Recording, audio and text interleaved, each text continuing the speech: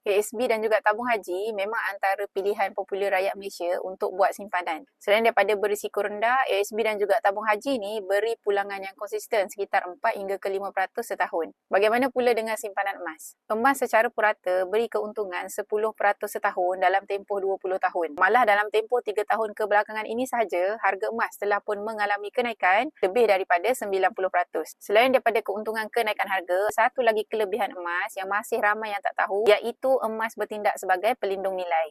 Bila nilai ringgit jatuh, nilai emas tetap kukuh, malah boleh meningkat lebih lagi dan ketika inflasi ataupun ketika ekonomi tak menentu. Sebab tu sekarang semakin ramai yang mula menabung emas sebagai aset selamat untuk masa depan. Untuk simpanan jangka masa pendek kurang daripada 2 tahun, ASB dan juga tabung haji masih pilihan yang terbaik. Tapi untuk simpanan jangka masa panjang, emas adalah simpanan yang boleh bertindak sebagai insurans kekayaan bila berlakunya kecemasan. Semoga perkongsian saya bermanfaat. Jemput follow profil saya untuk banyak lagi ilmu tentang emas dan juga kewangan.